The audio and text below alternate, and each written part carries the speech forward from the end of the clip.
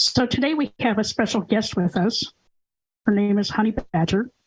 And today we're going to talk about bad bosses.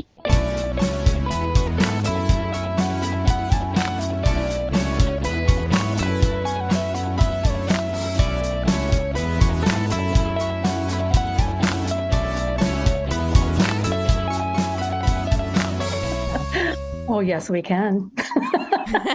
So, Honey Badger, do you want to tell us a little bit about yourself? I am a person who has always stood up for other people. And it started way back when riding the school bus. So if there were bullies on the bus, I'd be this little blonde kid on the bus that would stand up to all the bullies. So I guess I've always been that way. And then your life gets you, right? And so you go through life and you find out that there's all these instances where you experience that are just wrong. And I sort of call myself an accidental activist because of it.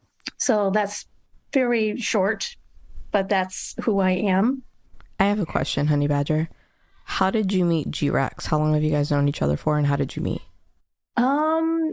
I met G-Rex when she moved to this area, and I was actually teaching a garden class. And so we connected with that and a mutual friend, and we were kind of like instant friends. I love that. Oh, yes. I garden. I have incredible tomatoes over the summer. I'm a failure at broccoli and cucumbers, but we're getting there. But my tomatoes are amazing. They're some of the best tomatoes you'll get. Awesome. And in gardening, I just want to preface, there are no failures. There's lessons. Okay, whatever. What lesson did you learn, G-Rex, with your failed broccoli? I need a bigger pot. And with my cucumbers, I actually need to grow them outside. So we're going to do a grow box over the summer because they need room to spread out. They don't do well in a greenhouse. They need somebody to pollinate them. And you know what? I'm not really good at pollinating flowers. I'm not really into flower sex. I told her how to do flower sex. She just ignores it. You have to watch the video on it, okay? Because I'm telling you, it's a lot. It looks biology. A lot simpler than it is. It's biology. There's male flowers and there's female flowers. So you take all the good stuff from the male flowers with a brush, and then you brush the female flowers. No kidding. And I'm like, yeah, I can't do this anymore. Hi, my name is. Oh man, I love that. So it's a lot easier said than done. Apparently I failed. And I also, what else did we grow that was really good? Herbs. I'm really good at herbs and lilac and mint. So if you need mint, I have an entire garden full because once you plant one, you get 8,000 of them. Yeah. Mint's crazy. Well, when I need some gardening done, I know who to call. I'm going to have you call Honey Badger. Honey Badger. Got it. Honey Badger will hook you up. Our producer has a green thumb by accident because he literally doesn't do anything to anything and somehow it flourishes. So a funny story about him is he grows orchids really well. Love orchids. And in our home here in Orlando, he had an orchid that he literally put in the small toilet bowl room, like where you go to handle business phone calls. And he put it above the toilet and forgot about it.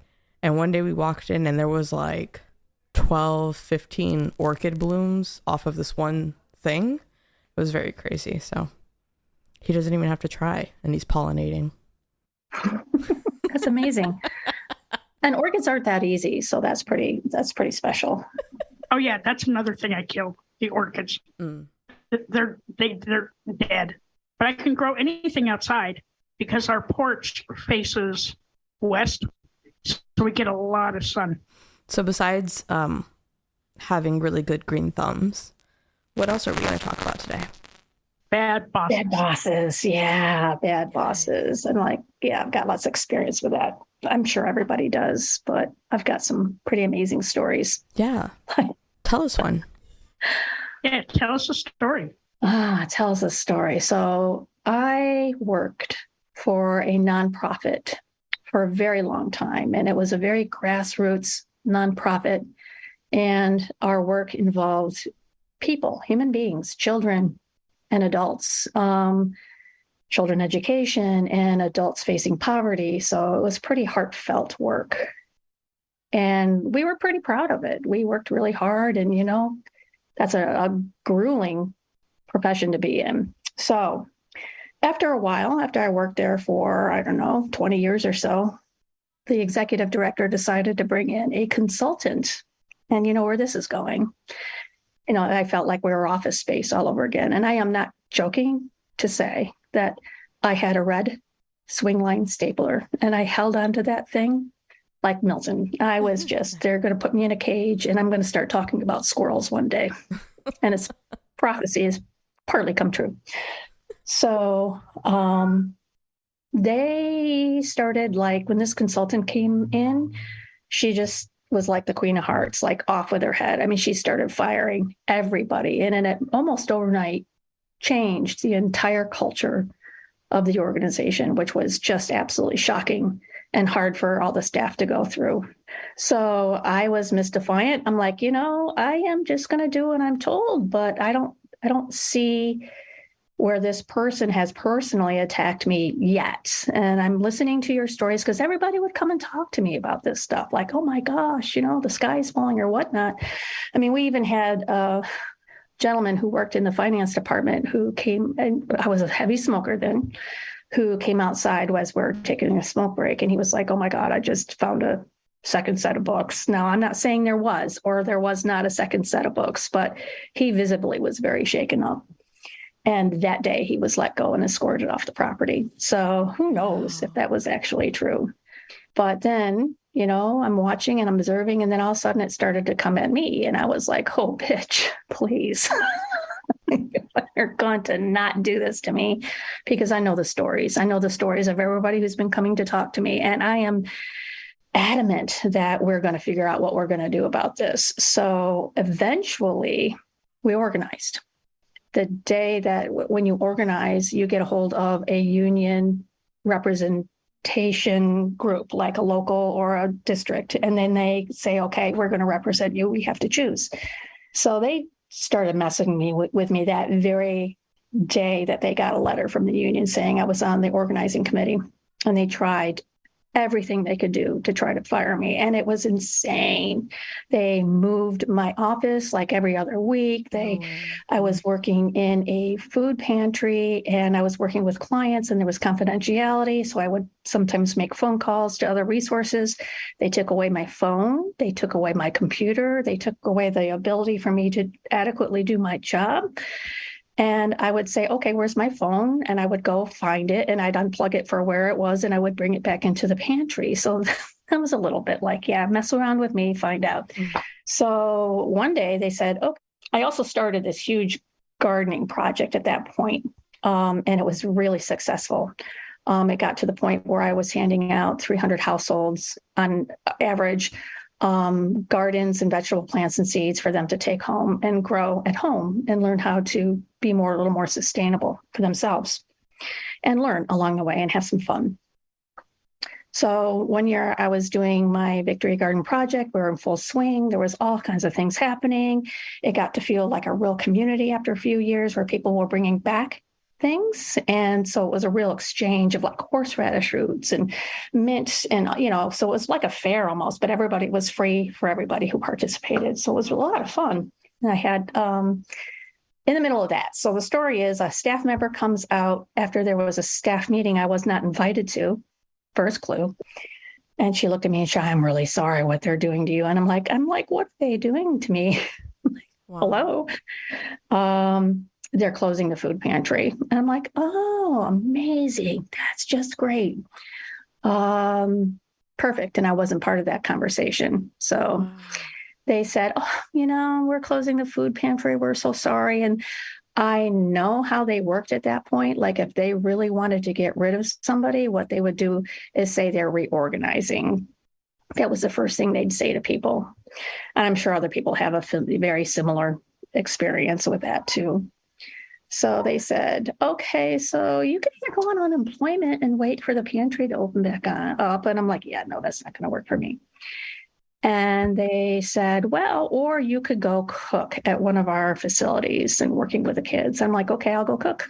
Fine. Because I've always been one of those people like, you're going to change my job and I'm going to go for it and I'm going to love it and I'm going to make it the best I can be. So that's not exactly a funny story, but in that process, working in the food pantry, I mean, it was so bizarre. It was like a movie you just couldn't quite get out of. One time, we operate by securing foods from a regional institution, like food banks. So we order food from the food banks. And then one time they had this offering of bear meat. What? Bear Bear meat? Bear meat, like my goodness, bear. Grizzly bear meat. Like, we don't have grizzlies here though. So I was like all excited about it because that was something new, that was something different. I'm pretty adventurous to try new things, even if it makes me uncomfortable. So I said, I went to the executive director at the time and I said, look, they've got bear meat on here. I'm going to order about 10 pounds and see what happens with it. Right. So that happened. I ordered it. She thought that was interesting. And I ordered it. I got here and I took a pound of it and I made chili out of it for samples. Like, this is bear meat. And all the way I'm thinking, I can't eat this. All I could think of was like, they have teeth like dogs and I love dogs. And it was like this whole mental process to try to get through.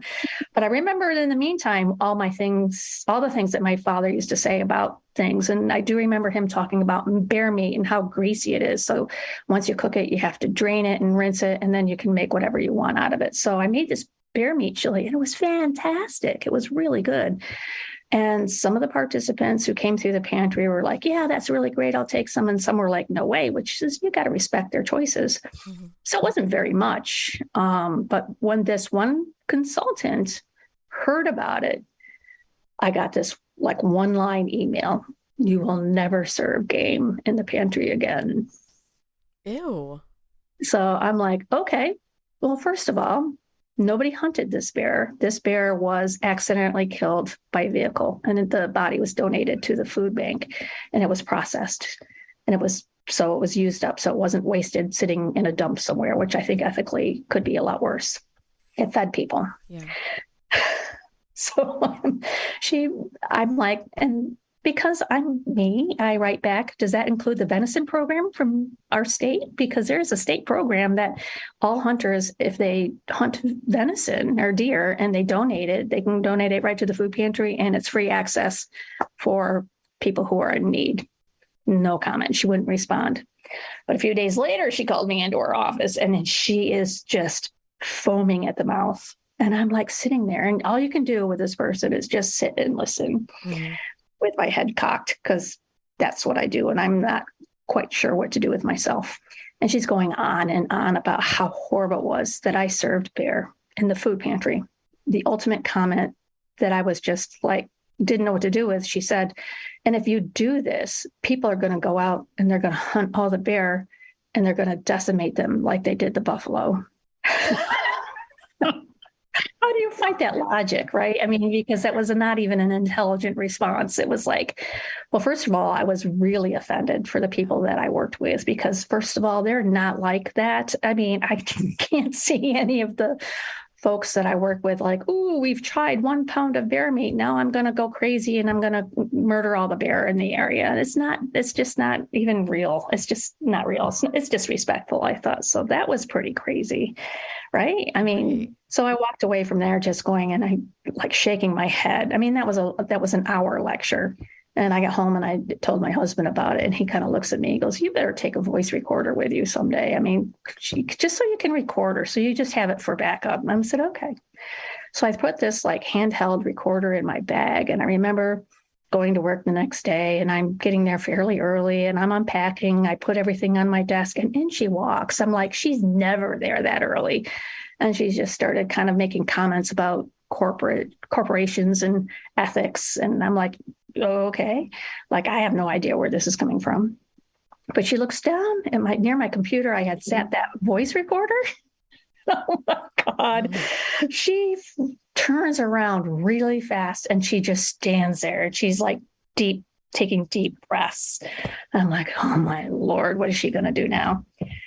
And then she just walks away. She doesn't even say anything. So I'm like, oh, okay, there's repellent. I'm just going to keep that voice recorder right on my desk now because I don't want these conversations.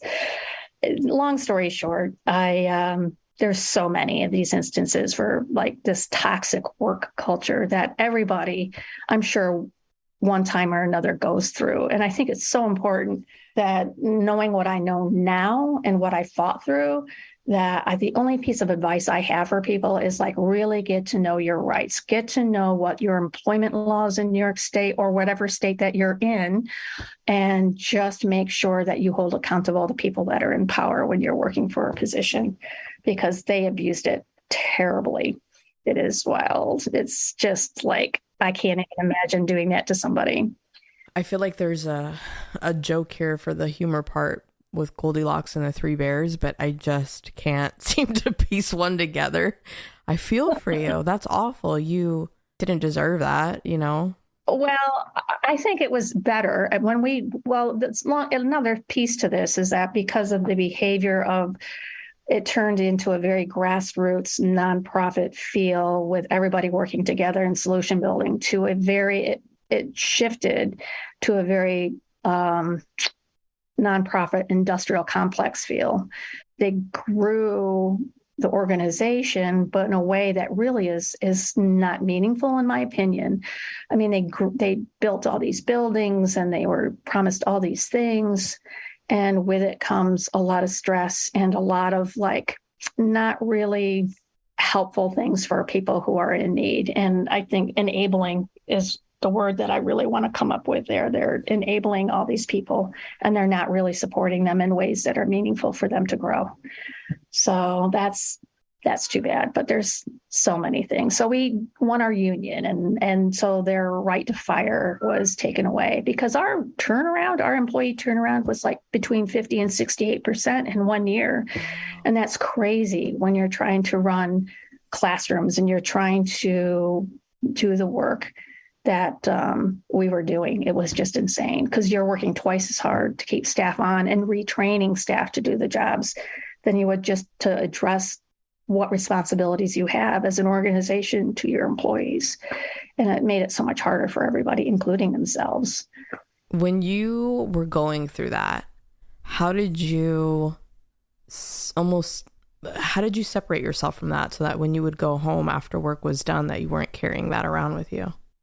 That's a very good question. And I have to say that it felt like, other than sleeping, it was a 24/7 job because you had people coming to you all the time with the things that they were doing and you were circumventing actions that they could take. And you were almost like joking about it. I mean, we did have a lot of jokes. And matter of fact, it digs at you all the time, makes you have gray hairs, and it's a huge responsibility to undertake, especially I am not a person who grew up with unions, so I wasn't really familiar with how they ran and what actions were necessary and how to build that solidarity, although I really, really tried.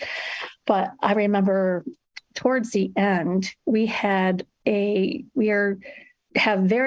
lots of geographic locations in this county for all the programs that we run. And once a year, we'll come together for like an employee thing.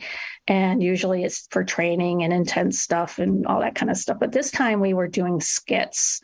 Each of the geographic locations could develop their own skit, and it was evolved around the Christmas time. One of the sites was doing this one skit. It was like, oh, Christmas stuff. And everybody was having a good time. We're all laughing. And then one of our site managers was dressed up.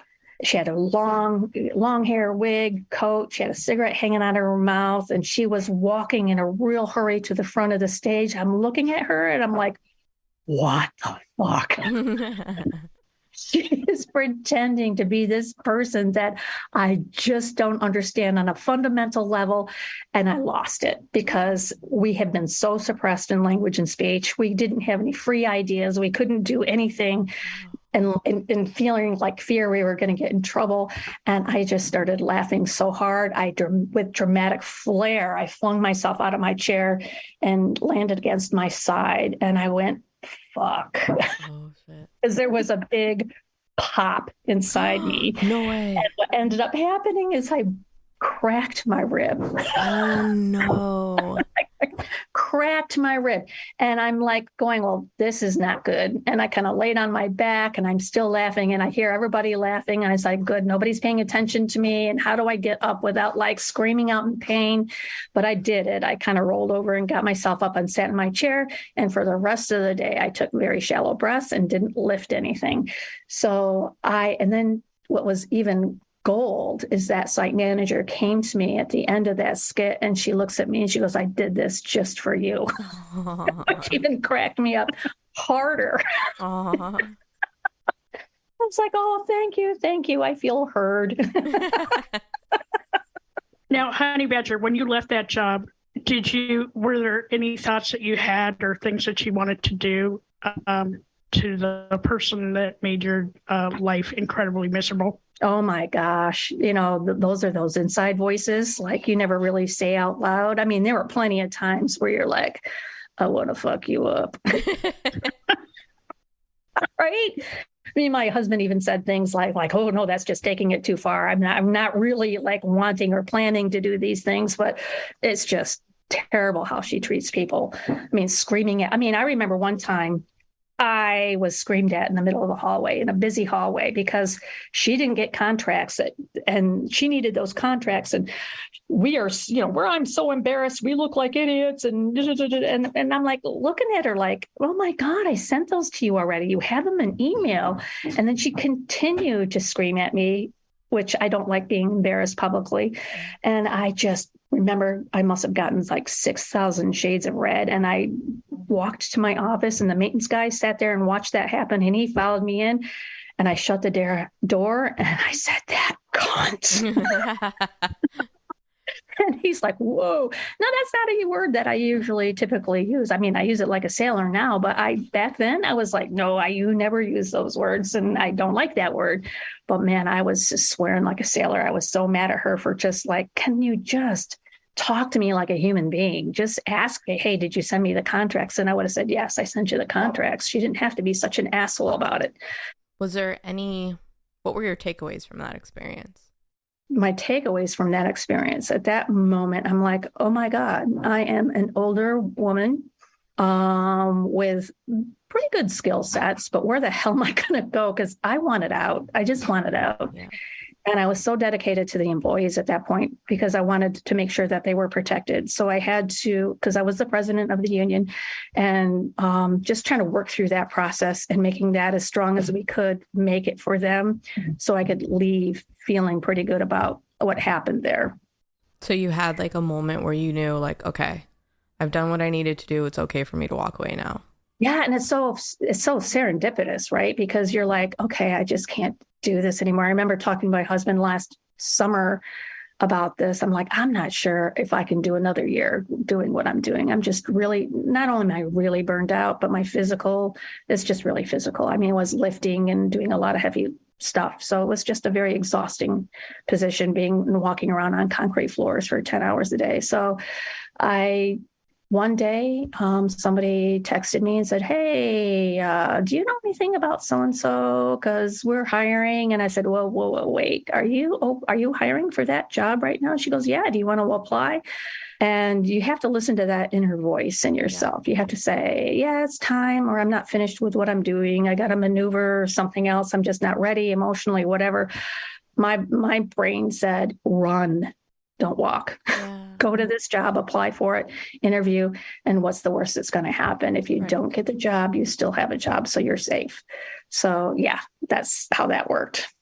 Yeah, and got the job, and it took me a good year to like come down from that level of stress, operation, and how to operate and how to handle myself within my new coworkers, because and we have several coworkers that currently worked at the old location. So I was in good company with that because they all understood. It really did take a year to like feel that I wasn't being gaslit and that I was actually had the skills and the abilities to do what I wanted to do. And I was free to do them. I mean, I would ask my current supervisor like 1,000 questions and she like look at me like, you're an adult, make your choices. I'm like, oh, I mean, I can make that choice by myself. I don't have to have that permission. And that's huge when you're dealing again with people and just having ideas and moving forward and making it the best that you can be in that position. So I'm really happy where I am now. I couldn't ask for any better. Oh, I love that for you. That's awesome. Thank you. I also have a bad bosses story. Imagine that. So about 25 years ago, I worked for this lady. She was a fucking bitch, like just a bitch, super micromanaged, under my skin every single fucking day of the week, every second. And not just me, but she micromanaged everyone. And so one day she sent me an email and it really pissed me off. I have kind of a short fuse when I'm working with people that I really don't like. She sent me an email and I thought I was forwarding the email to somebody else and didn't realize that I had accidentally left her on the CC line or the 2 line. Anyways, I ripped her a new asshole, right? I was like, this lady, she's a fucking bitch. Why does she have to be this way? Blah, blah, blah. And then I send it and I go to look at it. And then all of a sudden, like I had like a mini heart attack because now I realize that the fucking email went to her too. So at the time, I knew our email administrator. I was looking at my clock and I was trying to figure out like what time she was going to get in and see if they could retract the email. Because back in the day, you could do that, right? If you worked for a small enough company. Nope, didn't fucking happen, right? So she gets the fucking email. I get called in the office and she's like, this was so unprofessional. And I'm thinking in the back of my head, I kind of feel better that I got it off my chest. I didn't realize it was going to her. Shortly after that, I quit my job and found something else. But one of my tips is if you're going to send out a work email, check that 2 line, check that CC line, check that BCC line, and make sure that it's going to the person you want it to go to. I can really attest and I can really empathize with that pain. Yeah. Has that happened to you? No. No? Oh. My bad. I once called... Never. Go ahead. I'm glad, G-Rex, because I have something to say. Go. Well, you sure? Because I know I can interrupt, and I'm really sorry about that. But it's that old age. If I don't say it, I'm going to forget it. Or it's ADD. I'm not quite sure. I wanted a meeting between the executive director and the chief financial officer once. And we were trying to figure out a best time to meet because I was grieving something. I don't even remember what it was. In some, I do Gmail. So, sometimes Gmail, they close all the lines. And so you don't see all the responses. And sometimes I'm not really good about clicking on those lines to open up the emails. And so the other people were responding and I didn't see it. And somebody suggested a certain time. I said, that really won't work for me, but I would suggest this time. And then the executive director, and I don't know if it was on purpose or not. I can't even believe it would be on purpose because even if she did a reply all, it would go to everybody, including me. But for some reason, I just got it. And in the body of this email, it said, what is she, retarded? No way. And I initially was in shock. We deal with people. Our product is people. We don't do widgets. We don't do mechanics. We don't do the typical culture of a machine shop where all the guys are joking at each other and calling each other names. We deal with people, including people with different abilities. So I was really offended at that an executive director would say something like that, let alone say that almost kind of behind my back situation. Not really. I'm really confused about why I'm the only one that got that. So I took that email and I CC'd the board director and I CC'd the union reps. And I said, listen, this can't happen anymore. This is absolutely uncalled for. There was no excuse for it. But the board director would not return my calls. He wouldn't respond to my email. I was pretty upset about that too. So it's come on. Wow. That's wild. Wildly inappropriate. I'm unprofessional. I mean, I wouldn't even do that in my maddest at somebody. If I was really upset with somebody, I wouldn't call them names like that. That's just uncalled for. Do you have one dirty Skittles? I mean, kind of not really. So my work experience, like when I think of bad bosses, besides like, you know, your micromanagers, I can only pull from my like stint as a pastry chef and working in the kitchen. And the mentality there is not very formal, right? It's not very HR appropriate. And so the first story that comes to mind for me is I had a chef once grab me by the collar of my jacket and like literally yoke me up because I didn't clean the bread slicer. And that was enough for me to be like, I'm just not coming back here. Wow. So like I never would entertain, I think, the back and forth. Like if I felt unsafe, that's my biggest trigger. So I'll just leave. But the kitchen industry itself, like I should write a book, honestly, of the things that go on in the kitchen that are inappropriate. And I think in the moment you're in that life and you are a part of it. And so stepping back years later, looking at it now, I can see how inappropriate some things were. Mm-hmm. But I always focused on me first. And I don't know, I have a way of keeping a level head at work, where if I'm super passionate about something or if I feel like there's an injustice, I try to take it to the appropriate people and talk about it there. I need a mentor. I need somebody to teach me and sort of take me under their wing. When you were working at the shop, did you have a walk-in cooler? Yes, we had a walk-in freezer. We had walk-in coolers. We even had a deep freeze, which is where I would go if I was feeling overwhelmed. I would go in the freezer and then in the freezer. Right? That is like your escape room where you just stand there and you scream your bloody head off like, motherfucker. It's the quickest way to just cool your body and your mind. Yep. Go in that deep freeze. The walk-ins, for sure. Yeah. I care about the team I work with so much, and I want the best for them so much. And I think I've said this on a previous episode, it's like when you have that passion and the people that you need to work with from other teams don't share that passion, it sort of starts to feel like the things you care about are only important to you. And so that's where I'll get very passionate. I'll get very angry about something because I'm like, no, like these are people. We need to take care of our people so that they can take care of others. So yeah, that is a trigger for me. It's like, I want things to be fair. I want people to be treated correctly. I want the best for everyone. And when that doesn't happen, I get... Yeah, I completely relate to that. Completely. It's like, you don't want to see people being treated poorly or unreasonably, or you don't want to see that there's favorites being played within the work group, because it just makes it so inequitable for everybody. And that's so unfair.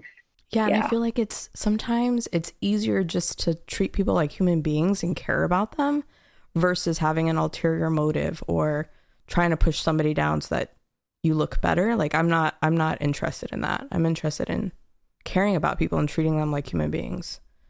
Yeah. And I think walking away for me is like, I am so sensitive and aware of gaslighting that I can spot it a mile away.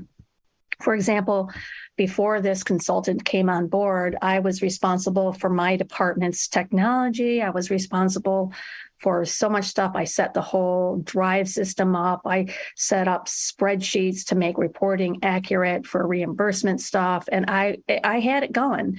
So when this person came on, and I had to pass that all over to other people, which is a little hard because you take ownership and then you're like kind of sad to see it go, but then you're growing and you're changing. So that's okay too.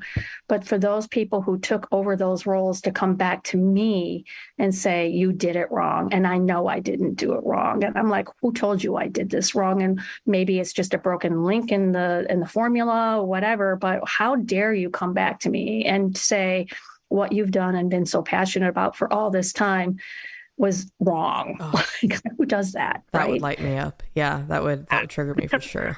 Yeah, write me up. Yeah. So she didn't have any power to write me up. That was even more insulting. Like, you're not my supervisor. Why are you coming to me with this shit? Right? Yeah. It's ridiculous. So one of my first jobs was working at McDonald's, and I can remember the bad bosses from those days, right? Because they were probably like 2-3 years older than I was, right? But man, they were all like assholes, right? They're like, if there's time to lean, there's time to clean. Okay, listen, man, how many fucking times can I like empty the trash? All right, like it's been emptied. How many times can I clean the fucking drink station? It's been cleaned. When the only perk is going home smelling like a hamburger. Yeah. Do you remember those Or days? French Because I fries. worked at McDonald's too, and everything would smell like hamburger. French fries, Yeah. free Oh, food. yeah. Have you ever made French fries after you've processed hot peppers and you didn't know how to process the hot peppers correctly? I had a whole, like a bushel full of jalapenos, and I'm like, oh, jalapenos, these are so cool. And I processed the whole freaking bushel with my bare hands. No way. I did. And then I had to go back to work at McDonald's, and I was assigned to the fry station. Oh my word. Yeah, it burned like hell. Now in the pastry world, we were making focaccia one day, and I was prepping all the tomatoes for it. Didn't realize how acidic tomatoes are until you're like 2 cases in to like slicing up tomatoes, and your hands just start to burn, and the acid of the tomatoes just starts to slowly eat away at any little cut you have. It was horrible. Mm-hmm. Yeah, fun times. Thank you for sharing your story. I think I learned a lot. I didn't expect for it to hit so close to home for me, but I'm like, yeah, I'm learning a lesson today, and I think I'll take some of what you said away with me, and I appreciate you sharing that story. And I'm sorry that you had to go through that. It sucks. But no, it's a journey, and I think these journeys are important to go through, really, because if you don't learn your lessons, I think what happens is that you just keep repeating them until you absolutely acknowledge what's happening and you want to move away from that, and that's growth. It's okay to be not okay. Just make sure you're talking to someone.